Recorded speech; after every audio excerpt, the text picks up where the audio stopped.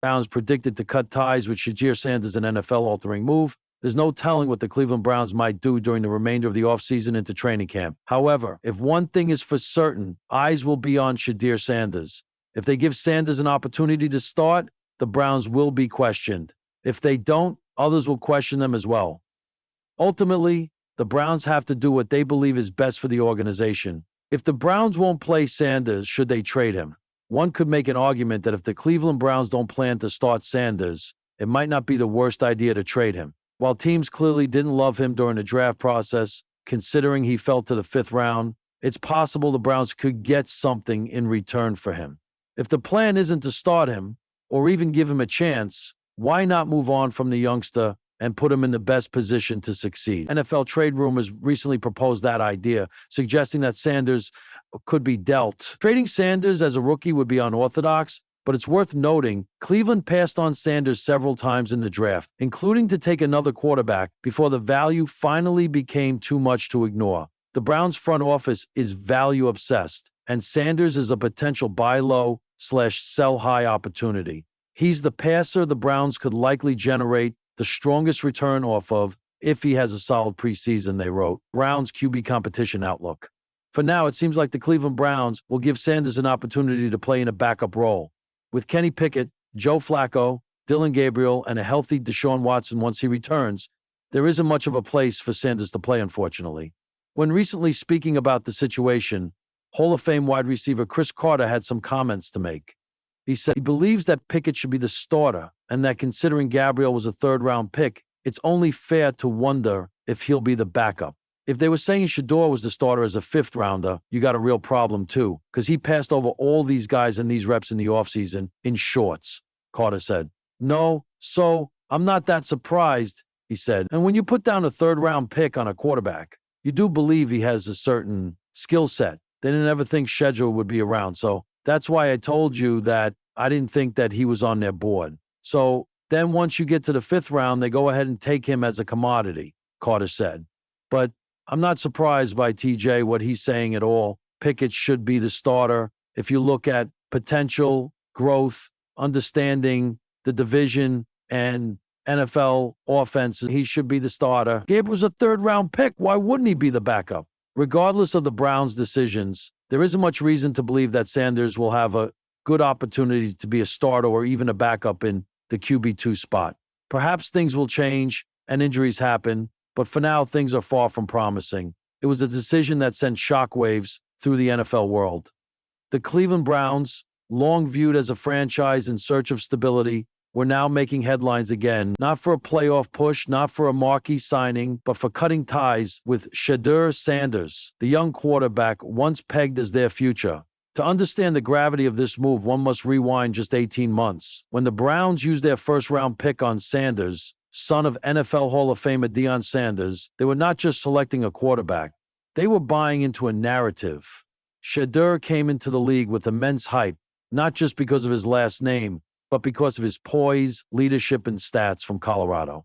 He wasn't just good, he was a symbol of a new era, of change, of the prime effect seeping into the NFL. The marriage, however, was rocky from the start.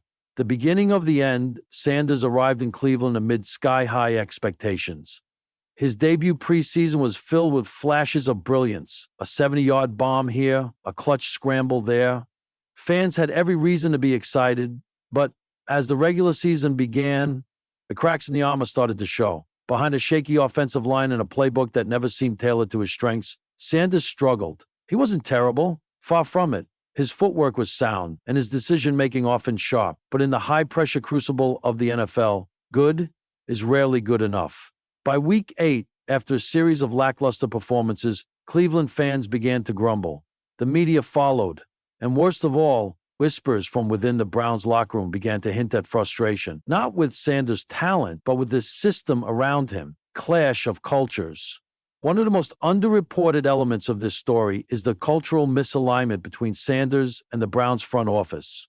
While Sanders came from a program under his father that emphasized swagger, confidence, and personal branding, the Browns' leadership remained traditionally conservative, grounded in grit, grind, and team-first mantras. Shedeur's off-field presence, commercials, social media influenced fashion choices clashed with what some inside the organization viewed as distractions. What was seen as personality by some was labeled ego by others. He's a pro, no doubt, one anonymous coach reportedly said, but we need a field general, not an influencer. The comments didn't sit well with Sanders or his camp. What followed was a subtle but undeniable breakdown in trust between the young QB and the franchise. The final straw, though, his sophomore season began with renewed optimism, a revamped line, new receivers, and a play caller who swore he'd unlock Shedeur. The spark never truly caught fire.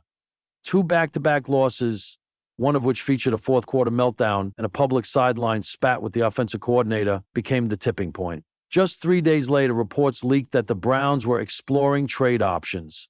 The message was clear. The Sanders experiment was over. But what no one expected was for the Browns to not just trade him, but to outright release him. It was a stunning move, both financially and strategically. Sanders' rookie contract still held value. A trade, even for mid-round compensation, would have made sense. But cutting him? That was personal. That was making a statement. NFL altering aftershocks. The move didn't just impact Cleveland. It sent ripple effects across the entire NFL. Teams like the Raiders, Falcons, and Vikings, all reportedly high on Sanders during his draft year, immediately entered the rumor mill. Social media exploded. Deion Sanders himself tweeted cryptically, "Sometimes the brightest stars shine better somewhere else."